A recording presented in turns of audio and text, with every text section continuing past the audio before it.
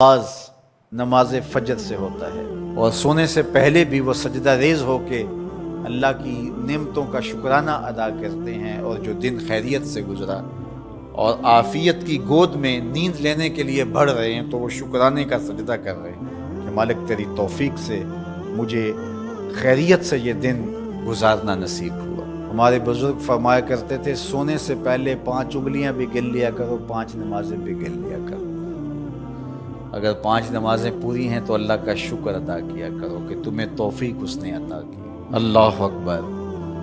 حضور علیہ السلام نے کچھ لوگوں کو دیکھا معراج کی شب کہ ان کے سر پتھروں سے کوٹے جا رہے ہیں، کچلے جانے کے بعد پھر دوبارہ سر صحیح کر دیے جاتے ہیں، پھر پتھروں سے ان کے سر کوٹے جاتے ہیں، ریزہ ریزہ ہو جاتے ہیں، پھر دوبارہ ان کے سر صحیح کر دیے جاتے ہیں۔ جبریل امین نے کہا حضور یہ آپ کی امت کے وہ لوگ ہیں جو نماز میں کاہلی کیا کرتے تھے، نماز میں سستی کیا کرتے، نمازوں پر بوجھ تھا کہ یہ وقت ہو گیا ہے اب پڑھنی پڑے گی، دیر کرتے رہتے، پہلے پڑھنا ہی نہیں چاہتے تھے، اگر پڑھنی پڑھ بھی جاتی تو پھر نماز کی وجہ سے ان کے سر بوجھل رہتے تھے۔ آج ان کے وہ سر کوٹے جائیں گے۔ نوجوانوں بالخصوص میں آپ سے مخاطب ہوں، ماں باپ کو زور نہ لگانا پڑے، آپ کی منتیں نہ کرنی پڑے، آپ کے ترلے نہ کرنے پڑے، آپ کو جھڑکنا نہ پڑے، جب حی علی الصلاۃ کی آواز آئے تو بستر سے چھلانگ لگا کے اٹھ جاؤ کہ میرے رب کا بلاوا ہے میرے نام، میسج ہے۔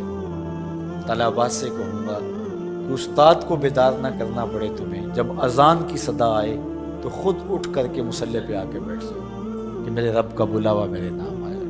اپنے ہم عمر لوگوں سے کہوں گا طبیعت کی کمزوریوں کے باوجود رب کے بلاوے پہ مصلی پہ بیٹھ جاؤ۔ نماز کا چھٹکارا نہیں ہے، رستگاری نہیں ہے۔ زکوٰۃ نصاب پہ واجب ہوتی ہے، حج استطاعت پہ واجب ہوتا ہے، روزہ صحت کے ساتھ مشروط ہے، اگر شیخ فانی ہے یا ایسی بیماری ہے روزہ نہیں رکھ سکتا فدیہ دے دے۔ مسافر کو چھوٹ ہے، بیمار کو چھوٹ ہے کہ وہ دیگر ایام میں اس کی قضا کر لے، لیکن نماز کی چھوٹ نہیں ہے۔ بیمار ہے تب بھی پڑھے گا، صحت مند ہے تب بھی پڑھے گا، حضر میں ہے تب بھی پڑھے گا، سفر میں ہے تب بھی پڑھے گا۔ بالغ کے اوپر نماز کی کسی صورت میں بھی رخصت نہیں ہے۔ کھڑے ہو کے نہیں پڑھ سکتا بیٹھ کے پڑھ لے، بیٹھ کے نہیں پڑھ سکتا لیٹ کے پڑھ لے، اشارے سے پڑھ لے۔ وضو کے لیے پانی دستیاب نہیں ہے تو تیمم کر لے، حالت سفر میں ہے قصر کر لے، آدھی پڑھ لے پوری نہ پڑھے۔ دشمن کے مقابلے میں ہے صلاۃ الخوف کی صورت میں پڑھ لے۔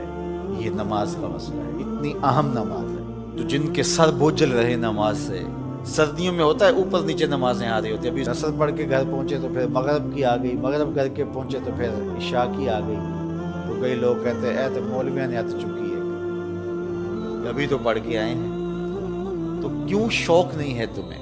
ایک نماز کے بعد وہیں بیٹھ کے دوسری نماز کے انتظار میں مسجد میں قیام کرنے والا، اللہ اکبر، فرشتے ناز برداریاں کرتے ہیں۔